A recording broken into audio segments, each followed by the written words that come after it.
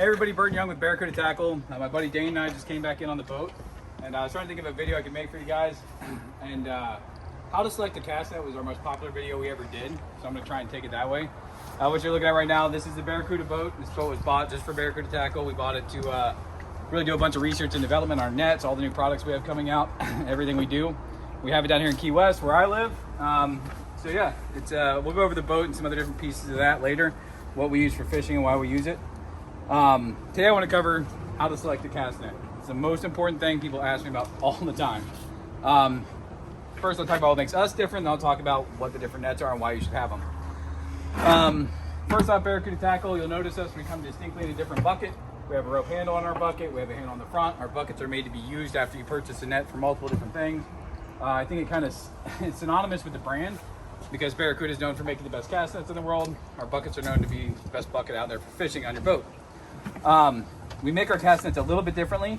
First part of it's a 30-foot hand line. You really want that hand line if you're throwing on a boat, if you're throwing on a bridge, anywhere you need distance. 30 feet's a nice long hand line, gives the net time enough to sink, time enough to move with the current before you have to yank it up. We use 120-pound braille lines. We also use a 4-section horn. Our 4-section horn is known to keep the braille lines from tangling. It's actually great. It's harder to build a 4-section horn cast net because your braille lines have to be perfect or else you'll start getting tangles in the net. And we learned that in the beginning of Barracuda and replaced a lot of nets for people because they were getting tangles because our braille lines have to be exactly a certain distance from the horn actually to make that work.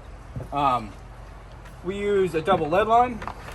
We use 2 lead lines on the bottom to give you more durability, to keep the leads in place better, to keep your mesh sewn down better. And every single mesh is sewn down. Our nets are all handmade. They're not made in the USA. I've been trying to do that for a while, but it's very hard to make cast nets in the USA because they're very labor intensive, and our current hourly rate for anybody who can do this kind of thing is it's prohibitive unless you guys want to pay $700 for a net. We have some cool things we're going to be announcing in the next upcoming months. By spring you'll hear some cool stuff. But anyways, about the net and selecting a cast net. This is the most important part. First thing you want to look at in a cast net is mesh size. The bait that you're catching determines the mesh size. So this right here is a 3/16 inch mesh. This mesh is very, very small. It's used for mahua. We call them mahua down here in Key West. Up north they call them glass minnows, same thing. The mesh is small enough to actually keep the bait in the net without getting Christmas tree. When I say Christmas tree, well, Christmas tree is when all your bait gets stuck in your net and you can't get it out. And you've got this terrible mess on your hands. It takes forever to clean up. It's not a lot of fun. So the 3/16 is made for those glass minnows. The next size mesh I'll talk about is 1/4 inch. If you're catching pilchards, also known as whitebait, scaled sardines, there's a million names for the same fish. Certain times of the year, you're going to need what's called a 1/4 inch net. 1/4 inch mesh, and the way we measure our mesh, and the way every cast net nowadays is measured, is from knot to knot. So from knot to knot, it's a 1/4 inch mesh.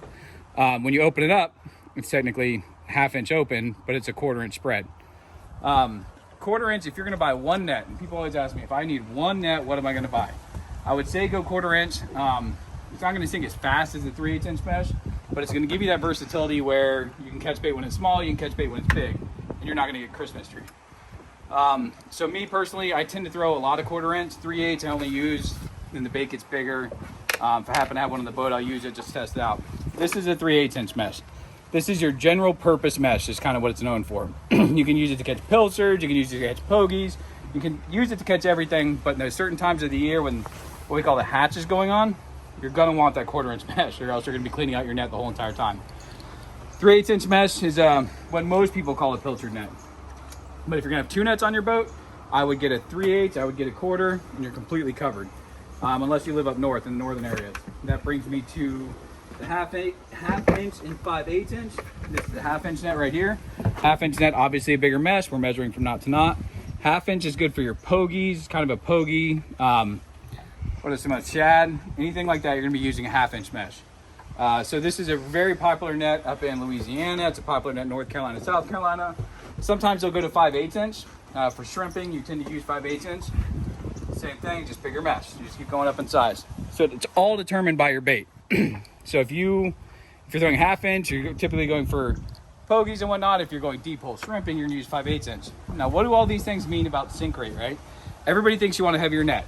Not necessarily. When your mesh size gets too small, you don't want a heavier net. You actually want a lighter net because you want to keep that net open. Your mesh size equals friction. So as the net sinks, when you have a really small mesh, you have a ton of friction, that net's going to sink slower. Benefit to that is it's also going to stay open longer. So if your bait's down deep, sometimes you want to use that mesh to go ahead and make that happen. It's very technical. It's kind of like fishing, right? So in fishing, you don't use a rod to catch trout, to go catch grouper. You're going to break the rod, it's not going to work. Or you don't use a grouper rod to catch trout because it's not sensitive enough. Same thing with cast nets. If you want to be successful on the water all the time, every day, you're going to need different size mesh cast nets.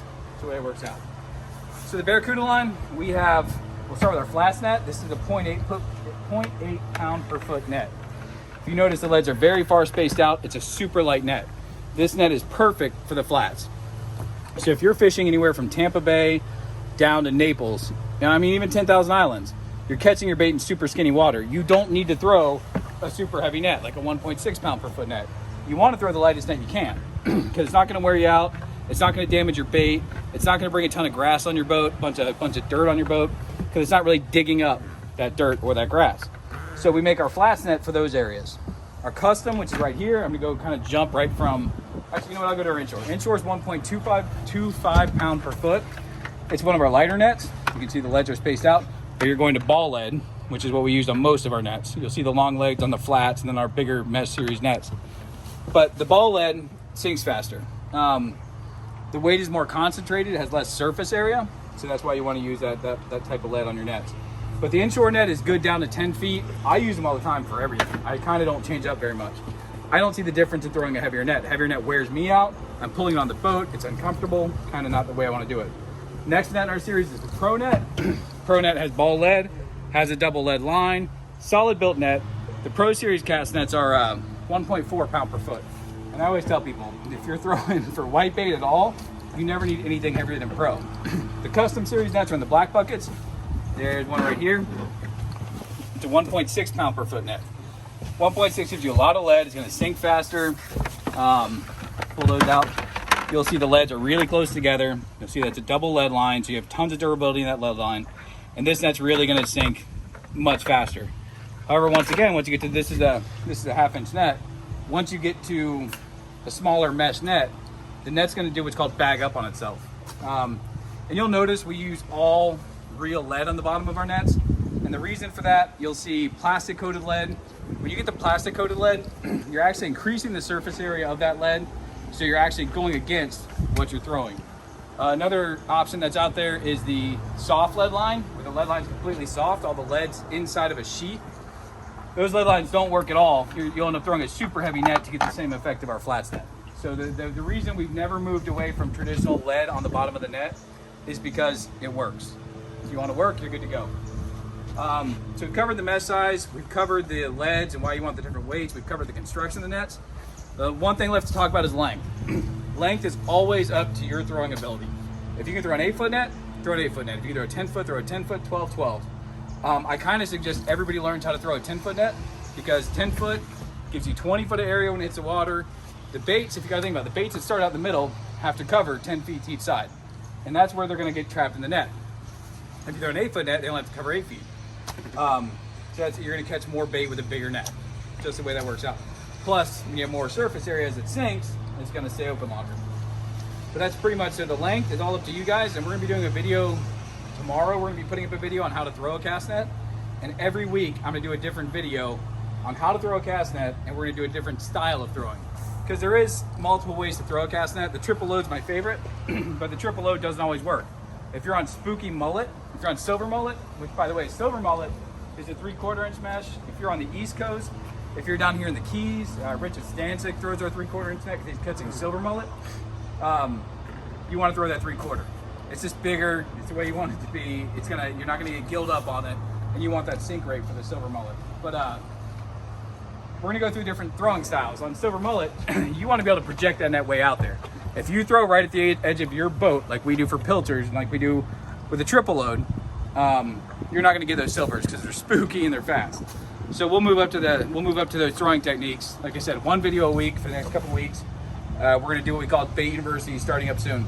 So yeah, if you guys have any questions, you can reach out to me directly on my cell phone, 727-218-0172. You can call or you can email byoung@barracuda.tackle.com, and we'll go ahead and get you all the information you need to select the right net. But thank you guys very much, and we'll talk to you soon for the cast net, how to throw, coming up soon.